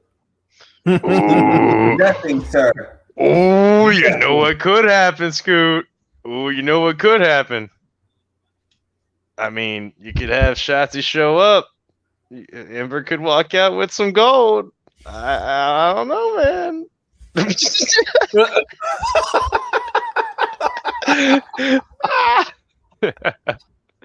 No, that's definitely not happening. Nah, probably not. You must be outside your mind right now, sir. I don't know if I need to remind you, but you need to check your name right there in the bottom corner. I know what I put. I purposely put it there to troll you, sir. It's all right. I'm just saying you sound like a fan right now. To actually troll you. I'm just saying, sir, you sound like a fan right now. No, I am a fan. Ladies and gentlemen, let me also make public to the fans here. This gentleman down here was the one that sent me the eBay link. I did. Talking about how somebody made an authentic Shotzi Blackheart Freddy Krueger jacket. I had no idea of this thing's existence. Huh. But But it looked like Scoot's been following some Shotzi news. So I'm just saying. it was posted from her account that it was the jacket she wore. It was her IG. I'll admit that. But I mean, damn, man, I look at her IG. I didn't even catch that until you had pointed it out.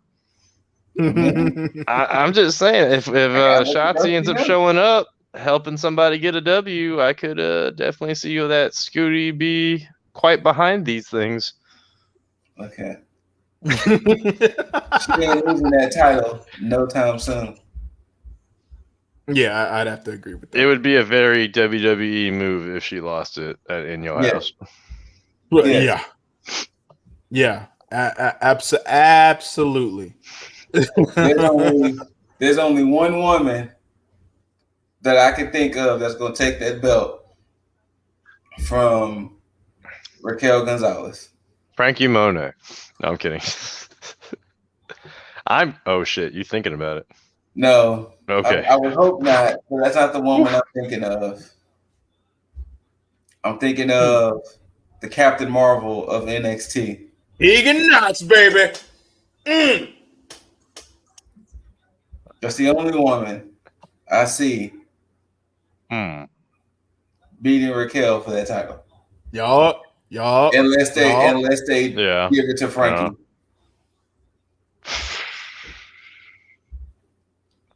She did cut a little promo that we didn't talk about. But we don't need she to did, but I about mean, it. Exactly. We don't need to talk about it. She talked about her debut, and I'm not all about her debut, so it don't matter. Beasley, what you got? Before I came on here and I said, just like with all these releases, I said, hey, WWE, if you're not using people, let them go and flourish and do what they want to do.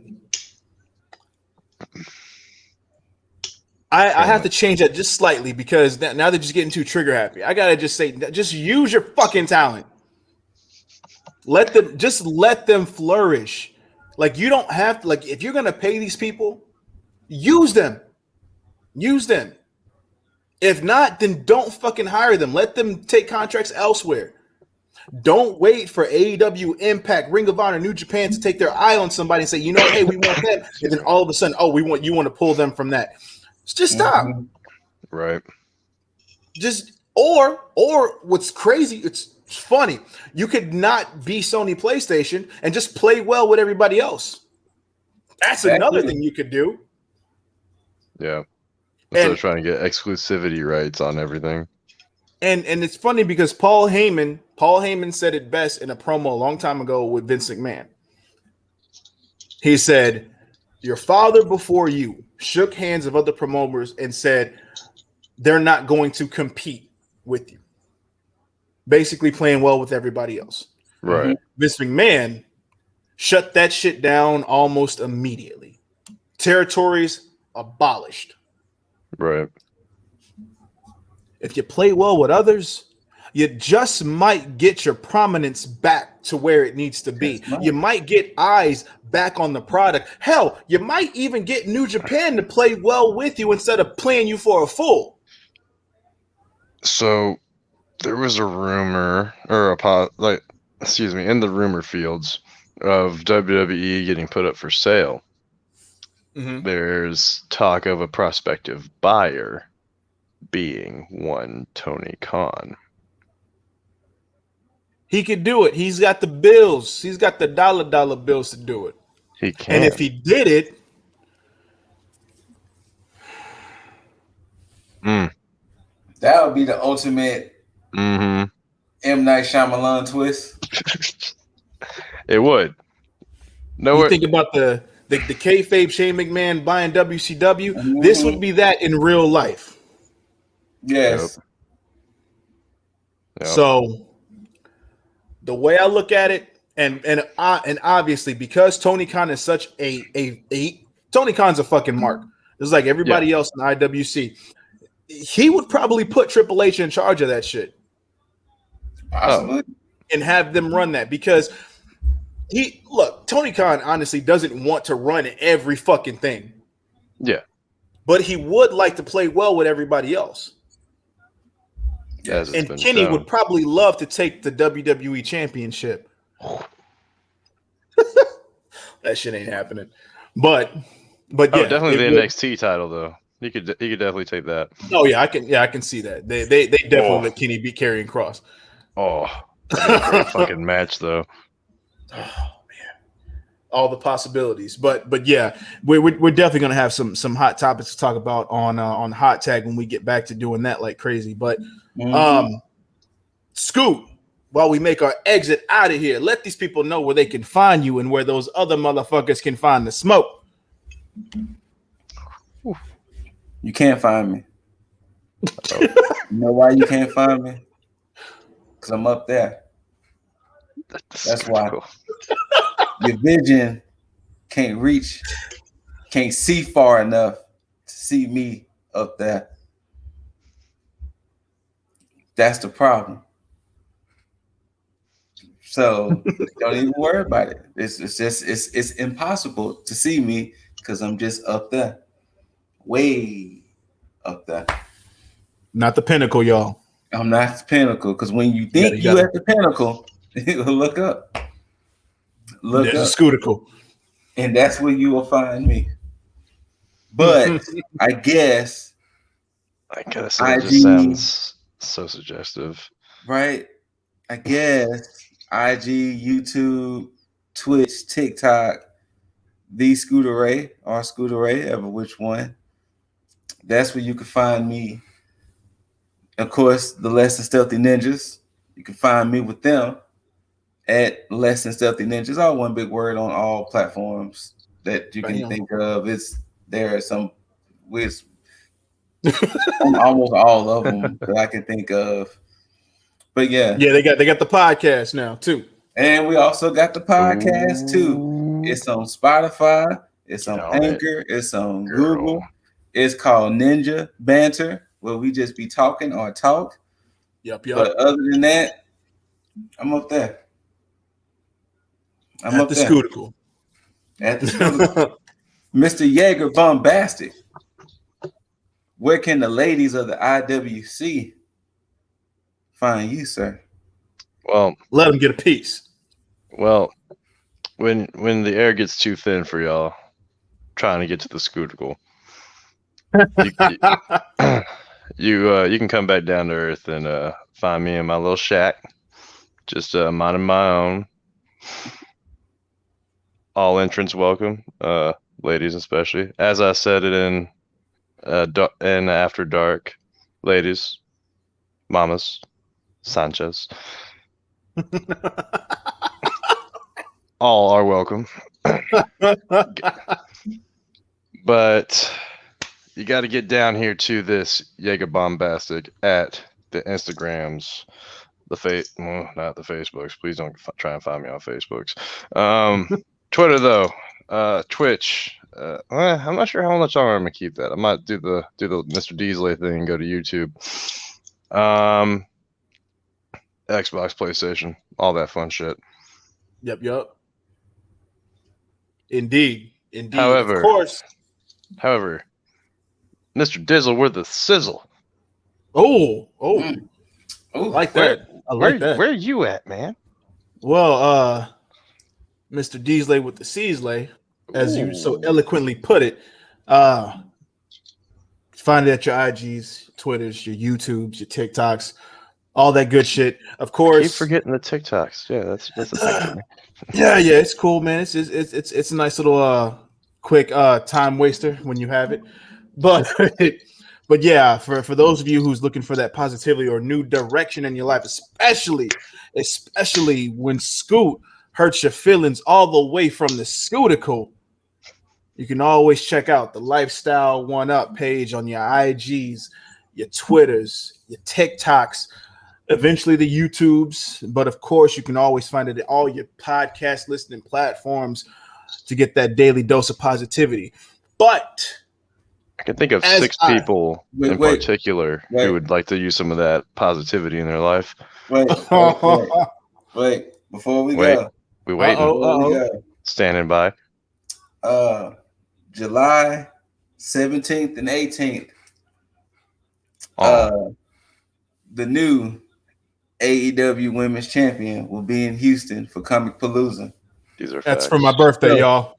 So that is for the man's if birthday. y'all made it this far in the podcast, we need to start an official campaign for us three to try to interview Dr. Britt Baker, DMD.